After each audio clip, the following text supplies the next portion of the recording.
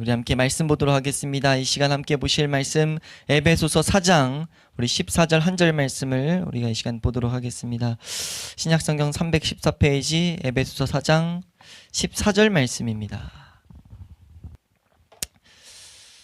함께 읽습니다. 시작.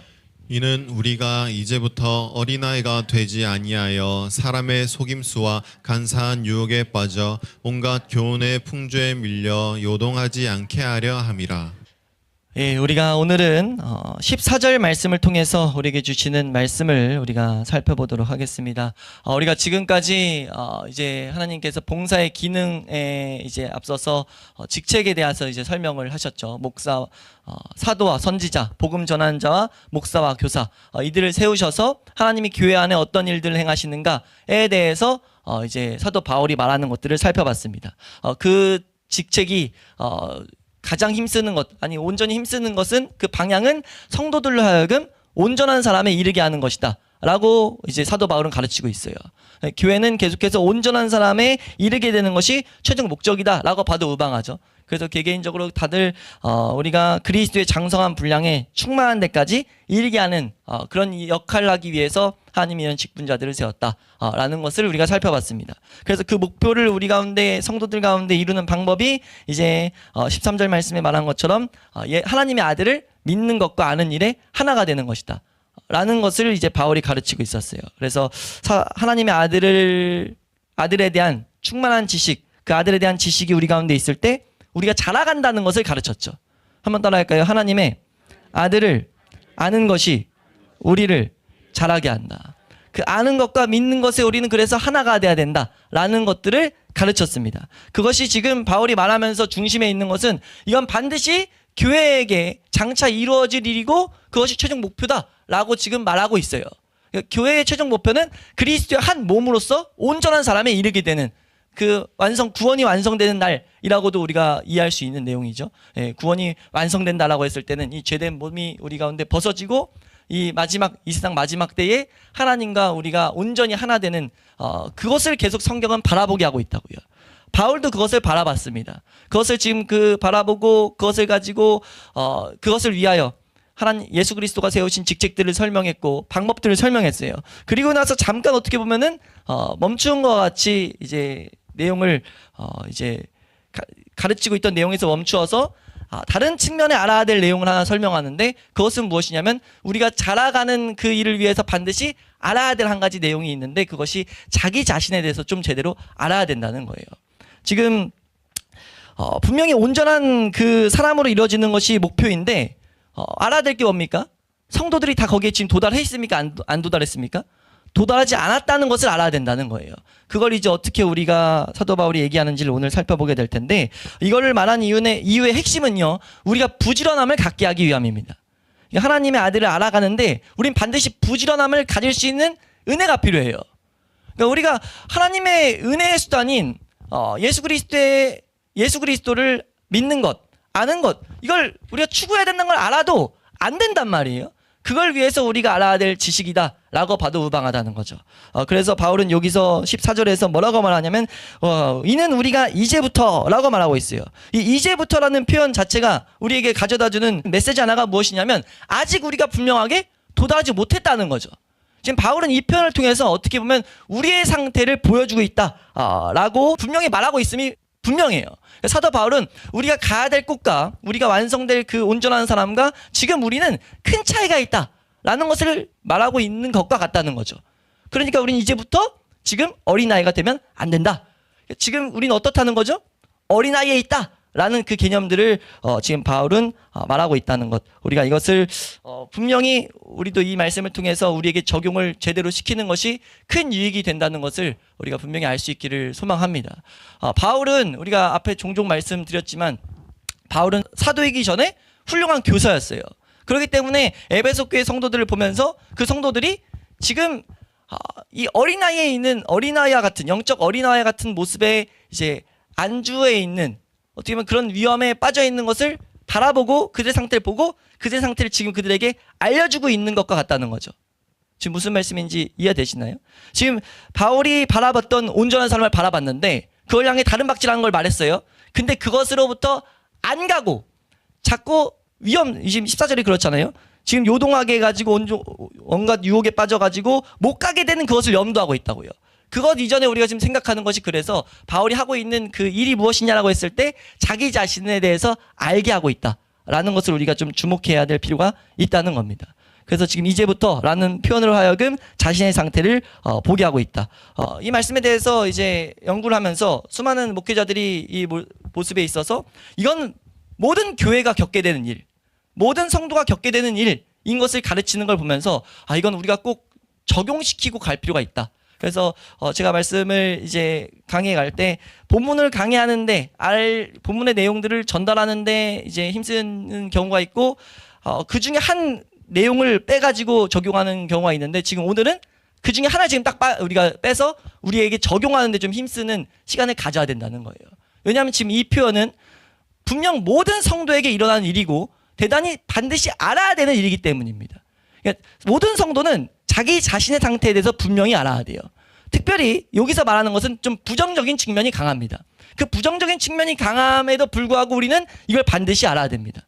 왜냐하면 이걸 제대로 알아야 우리가 계속해서 자라가는데 다른 박질 할 수 있기 때문이에요. 그래서 우리가 어떻게 보면은 이 부정적인 것들, 우리 자신에 있는 부정적인 것들을 제대로 깨닫지 못하면 우리가 적극적으로 이 온전한 것을 향해서 나아가는 것은 어떻게 보면은 불가능에 가깝다라고 이해해도 무방합니다. 왜냐하면 우리의 대적, 우리에게 있는 유혹은 우리가 생각하는 그 이상으로 강하기 때문에.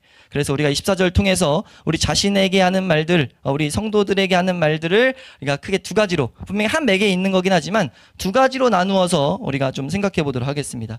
우리 성도 자신에 대해서 알아야 될 첫 번째는 방금 좀 전에 설명을 계속 드렸다시피 한번 따라해 볼까요? 성도는 모두 그리스도인의 생활을 어린아이에서부터 시작한다는 것이다.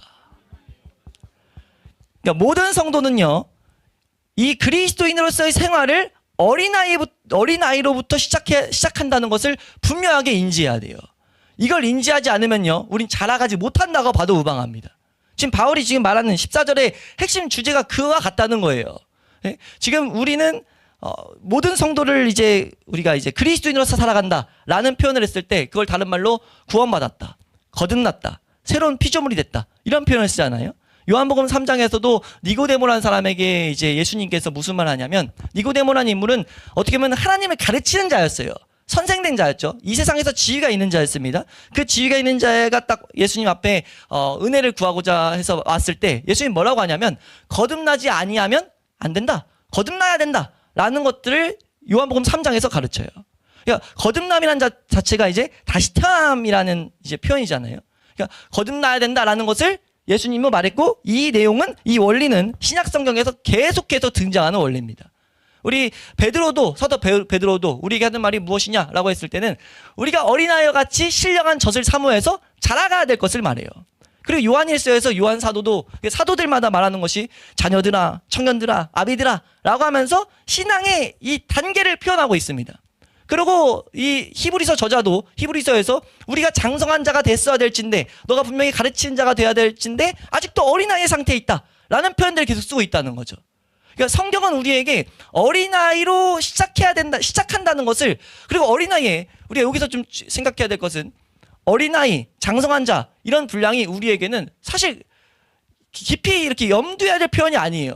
왜냐하면 우리는 어린아이에서 장성한 자로 자라가는 것이 우리의 능력이 아니거든요. 그래서 우리가 보통 이 세상에 생각할 때는 자란다라는 거, 어린아이에서 자라간다는 개념을 생각 안 한다고요. 깊이 생각 안 해요. 그냥 그거는 우리가 해야 될 일들을 하다 보면 자라가기 때니까.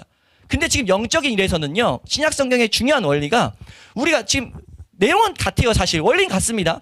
육체도 해야 될 것들을 하면 잘 자라는 거예요. 먹어야 될 것도 먹고, 우리가 올바른 성인으로 되기 위해서는 육신뿐만 아니라 정신적인 걸 갖추려면 공부도 하고, 이런 것들을 통해서 갖춰지는 것처럼 영적인 일도 마땅히 해야 될 것들을 하면 자라가요. 근데 문제는 뭐예요? 마땅히 해야 될 것을 안 할 수 있다는 거죠. 어린애가 해야 될 것들을 놓칠 수 있다는 거예요. 그래서 신약 성경은 항상 우리에게 우리는 어린아이로부터 시작한다라는 것들을 가르치고 있고, 바울도 지금 여기서 그것을 깨닫게 하는데 지금 이런 표현들을 쓰고 있다라는 것을 우리는 생각해 볼 수가 있어요. 한번 따라할까요? 회심은 끝이 아니며 시작이다. 회심이라는 것은 끝이 아닙니다. 회심이 뭐예요? 구원받기 위해서 우리가 회개해서 하나님을 향해 방향을 돌리는 거거든요. 이걸 보통 구원이라고 표현하는데 하나님 백성이 되는 거죠. 그리스도인이 되는 거예요. 그리스도인이 딱 되는 것은요. 끝이 아니에요. 시작입니다. 이 내용을 제대로 이해해야 돼요. 근데 이것을 놓쳤을 때 교회 안에 뭐가 되냐면 모든 비극의 어떻게 보면 한 큰 뿌리 중에 하나입니다. 교회에서 그리스도인이 됐다라고 했을 때 이 원리, 신약성경가 가르치는 이 원리를 주의 깊게 제대로 새겨놓지 않으면은 어떤 일들이 발생됩니까? 구원받아서 우리는 하나님 나라의 백성이 됐어. 이게 됐다는 개념이 와버리면서 뭐 하게 하냐면요. 뭐 하라는 거예요. 우리가 이제 그리스도인답게 살아라. 그리스도인 됐으면 자꾸 뭐 하라는 거예요. 그리스도인답게 살라고 혹은 교회에서 무슨 봉사를 하라 이렇게 말하는데 성경 어디도 그런 원리 말하고 있지 않다는 거죠. 왜요? 그렇게 되면 오히려 지금 사도 바울의 경구처럼 온갖 풍주에 휩쓸려서 못 자랍니다. 절대 자라갈 수가 없어요. 어린 나이가 힘써야 될 것은 자람에 힘써야 될 것은 위에서 계속 말한 대로 그리스도를 알아가는데 시선을 두게 해야 돼요.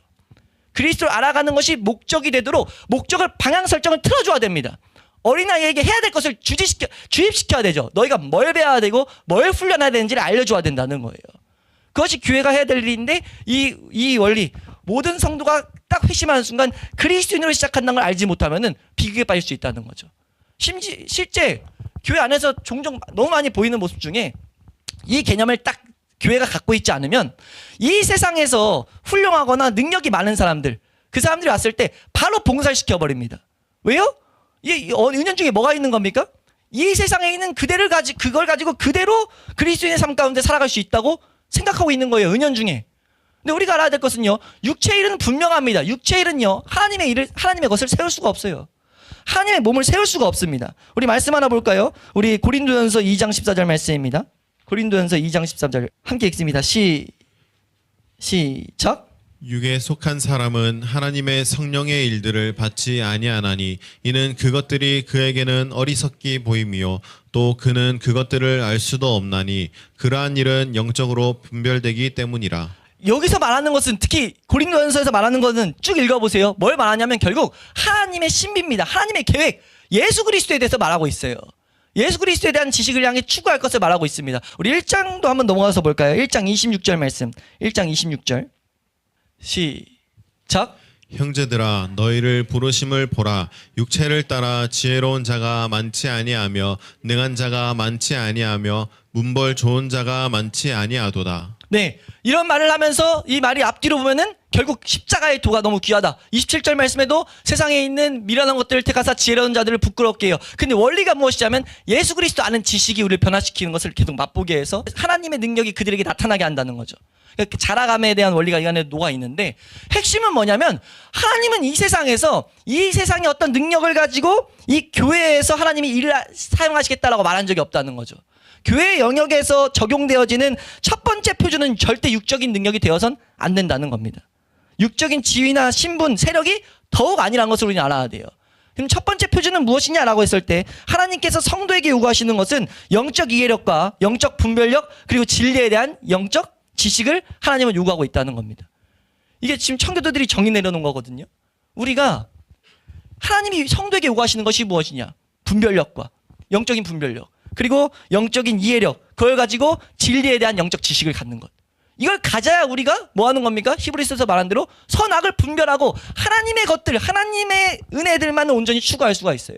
그러니까 하나님으로 살아가는 자가 그리스도인이잖아요. 그 삶을 살아갈 수가 있다고요. 근데 그렇지 않으니까 교회가 어떻게 됩니까? 교회라고 하는 공동체 안에서 밖이랑 다를 게 없어요.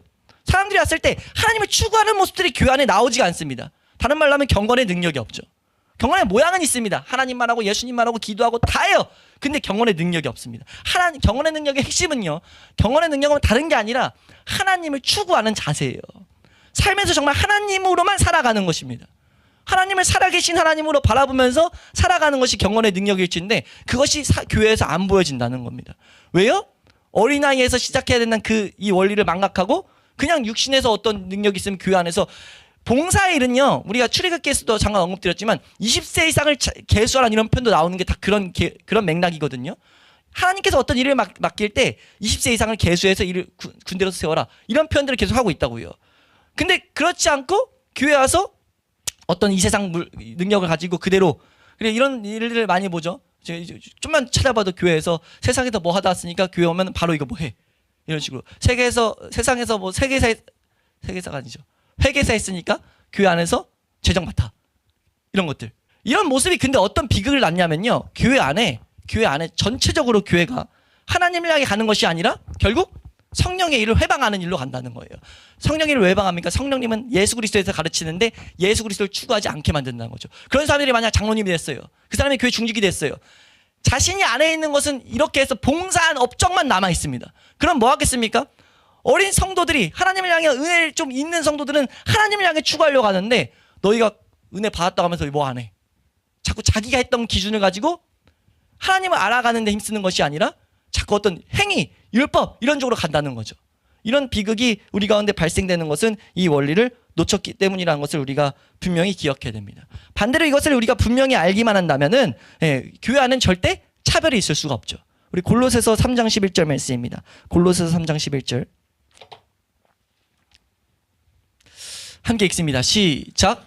거기에는 헬라인이나 유대인이나 할레파나 무할레파나 야만인이나 스구디아인이나 종이나 자유인이 차별이 있을 수 없나니 오직 그리스도는 만유시요 만유 안에 계시니라. 아멘. 차별이 있을 수 없습니다. 우리가 만약 올바로 자라갔다면요, 교회 안에서 큰 자나 작은 자는 있을 수 없어요. 왜냐하면 교회 안에서 장성한 자가 만약 됐잖아요. 장성한 자가 됐다면 우리가 마치 아까 좀 전에 설명드렸던 것처럼 내가 이 세상에서 자라갔다라는 것이 사람의 업적이 되지 않는 것처럼 그냥 자라가는 것처럼 우리가 만약 영적으로 자라갔다면 그건 전적으로 자라게 하시는 이 때문인 것을 알게 돼요. 내가 교회에서 봉사일을 감당합니까? 봉사일을 감당할 수 있도록 은혜 주신 것임을 알게 된다는 거예요. 그걸 이루는 게 뭐라고요? 그리스도 아는 지식입니다. 하나님 아는 지식이에요. 이 지식이 우리를 자라게 할 때는요, 절대 교만이 남아있을 수가 없어요. 절대 큰 자나 작은 자의 비교가 있을 수 없습니다. 그래서 바울이 뭐라고 합니까? 바울이 자신의 삶을 평가할 때 나의 나된 것은 그냥 다 하나님의 은혜다. 내가 자랑할 수 있는 부득불 내가 자랑할 때는 나의 약한 것을 자랑한다. 왜요? 그것이 나로 하여금 자라게 했거든요. 그것이 성도에게 붙들려야 될 내용이기 때문에 바울은 그런 자신에 대해서 이제 바라보게 할 때 그런 시선들을 계속 바라보게 했다는 거예요. 그러니까 우리가 분명히 알아야 될 것은 사도가 지금 여기서 우리 모든 사람들은 어린아이로부터 시작한다라고 강조하고 있다고 봐도 무방합니다. 이걸 우리는 분명히 강조하고 있다고 새겨야 돼요. 왜냐면요, 우리가 어린아이로부터 시작한다는 것을 알지 못하면 어린아이에서 우리가 어린아이에 있는 모습에서 자라가는 그 일들을 추구할 수 있지 않기 때문이에요. 그러니까 좀 더 중간에 좀 설명드리면 아까 시작할 때도 잠깐 언급드렸지만 영적인 어린아이는요 절대 스스로 그냥 자라갈 수가 없습니다. 그걸 지금 사도 바울은 14절에서 어떻게 보면 강조하는 내용이라고 봐도 무방해요. 우리 14절 말씀 다시 한번 읽어보시면요. 14절 말씀 14절 한번 읽어보겠습니다. 시작. 이는 우리가 이제부터 어린아이가 되지 아니하여 사람의 속임수와 간사한 유혹에 빠져 온갖 교훈의 풍조에 밀려 요동하지 않게 하려 함이라. 어린아이가 되지 지금 말라고 하고 있는 겁니다.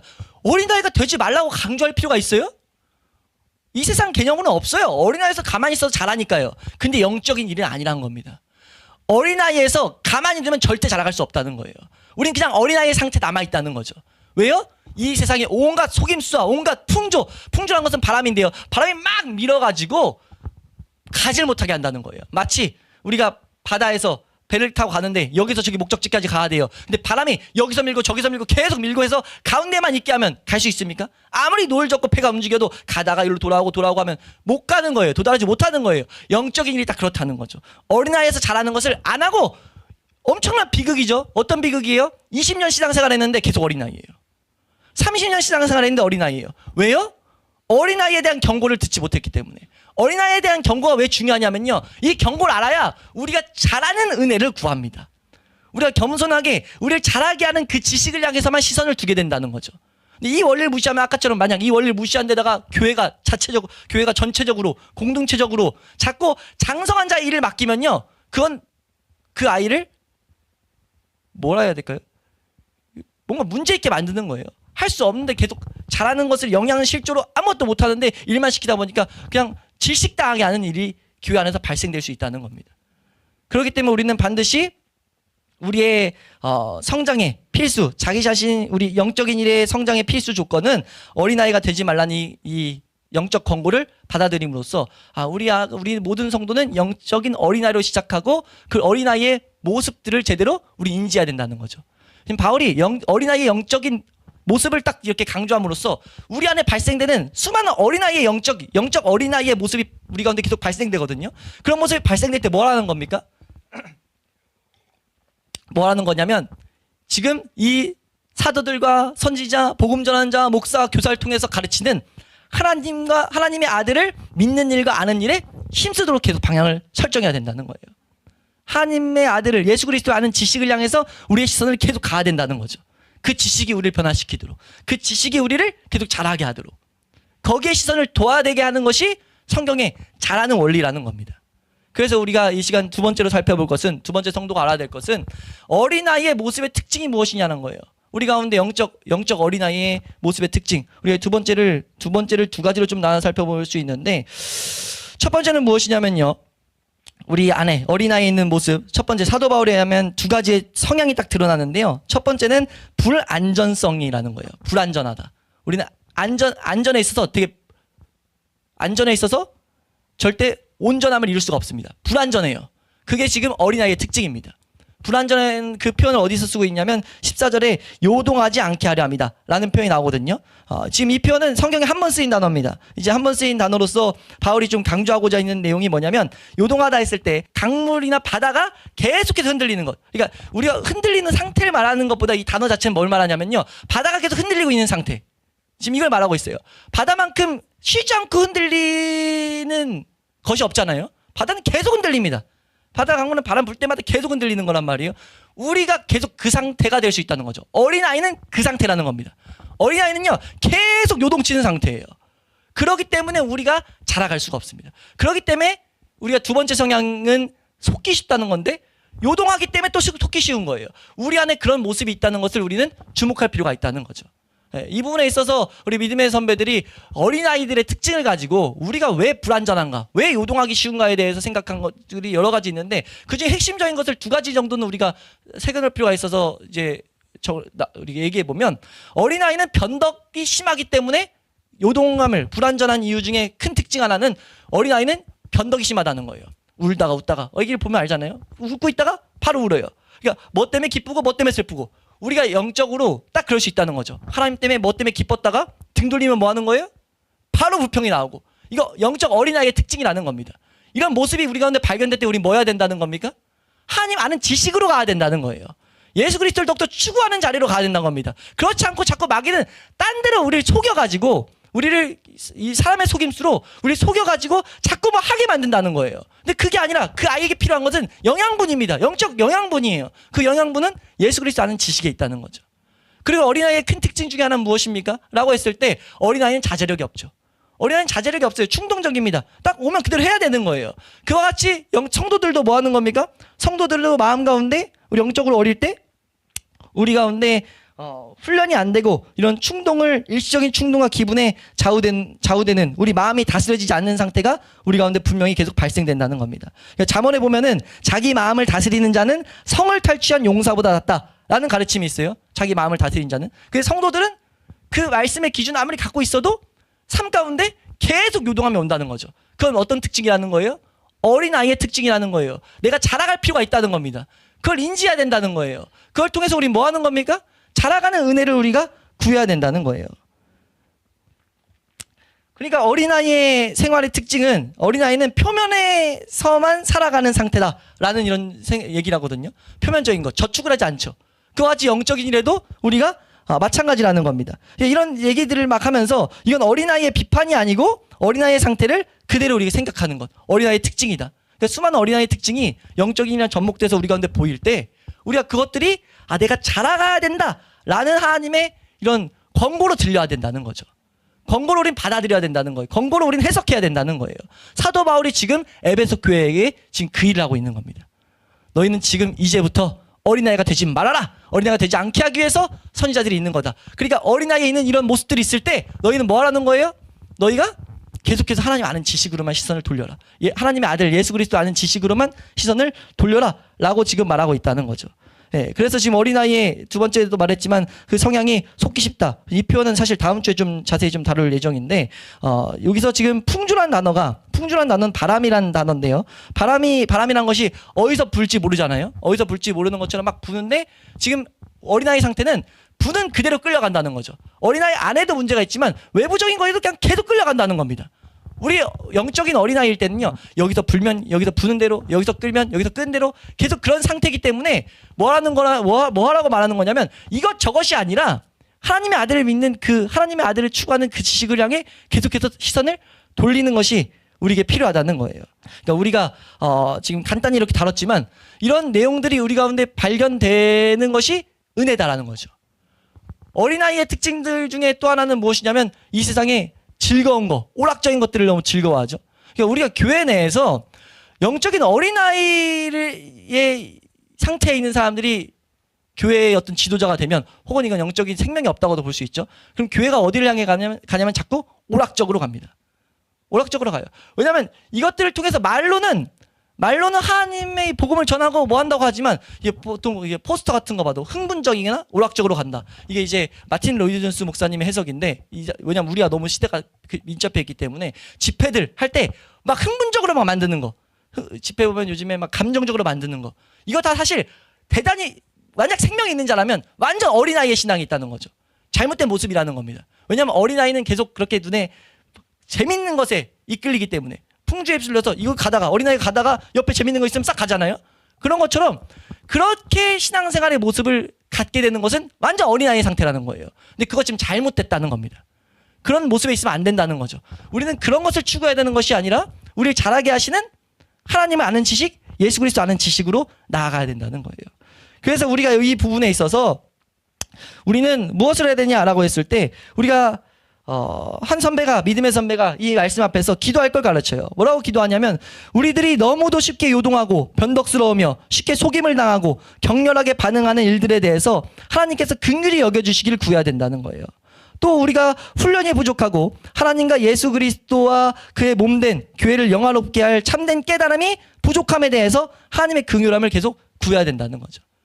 그런 말미암아 우리가 시선을 올바로 정하고 우리의 모습을 돌아보며 우리가 잘하는 은혜가 너무 필요하다라는 것들을 우리는 항상 깨달아야 된다는 겁니다.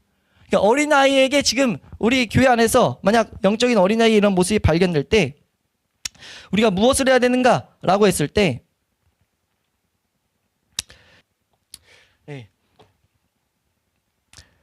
그리스도인이 된 지 얼마 안 된 사람에게 이런 상태가 발견되면 그에게 필요한 첫 번째 일이 무엇이냐라고 했을 때, 그것이 잘못됐다는 것을 깨닫게 해주는 거며, 이제부터는 그런 상태는 계속해서 안 된다라는 것을 일깨워주는 것이 우리에게 필요하다. 교회에게 필요하다. 교회의 장성한 자의 어떻게 보면 해야 될 일, 교회의 교사들이 해야 될 일이라고 지금 바울은 이 14절에서 가르치고 있다는 거죠. 그러니까 이 어린아이 14절 말씀에 있는 우리가 이제부터 어린아이가 되지 아니하며 라는 이 부분이 우리에게 더욱더 세밀하게 적용될 필요가 있다는 것을 우리가 분명히 인식할 수 있기를 주의 이름으로 축원합니다. 모든 그리스도인은요, 이 어린아이에서 시작돼 있어요. 우린 지금 자라가고 있습니다. 근데 우리가 이 자라가기 위해서 반드시 하나 필요한 것은 우리 상태의 모습을 정확하게 인식해야 된다는 거죠. 그래서 우리 가운데 이 어린아이의 모습이 발견될 때, 우리가 아까 이 한 믿음의 선배가 한 기도처럼 하나님의 은혜를, 긍휼을 구하면서 우리가 하나님의 아들을 아는 지식을 향해 더욱더 나아가는 그 은혜를 구하는 모습이 우리 교회에 있을 수 있기를 주의 이름으로 축원합니다. 이 이유가 이제 결론을 말씀드리면, 우리 주위에는 무서운 위험들이 도사리고 있기 때문에 이 어린아이의 정신 상태에 대해서 이해하는 것이 너무나 중요하다. 지금 14절의 내용을 딱 요약하면 그거거든요. 우리 주변엔 무서운 위험, 이게 뒤에 이제 내용의 서론일 뿐이에요. 이 뒤에 얼마나 무서운 위험들이, 악독이 우리 가운데 있고 밖에 있는지를 사도 바울이 4장에서 계속 설명하죠. 근데 그 이전에 알아야 될 게 무엇이냐라고 했을 때, 우리는 어린아이로 시작하며 우리 가운데 이런 어린아이의 모습이 있다는 것을 깨달아야 된다. 그리고 어린아이의 모습이 있을 때 지극히 위험한 상태에 있다는 것을 우린 자각해야 된다. 그러니까 이 세상에서 어린아이도 위험하지만 사실 영적인 어린아이는 위험한 상태라는 것을 지금 바울이 가르쳤다는 것을 우리가 알아야 된다는 거죠. 그래서 어린아이의 모습이 발견될 때 우리는 그 위급함을 인지하고 우리가 하나님의 은혜를 구하는 모습으로 나아가고 방향 설정을 계속해서 올바로 해야 된다. 이것이 교회가 우리가 추구해야 될 일이라는 것을 우리가 잘 기억할 수 있기를 주의 이름으로 축원합니다.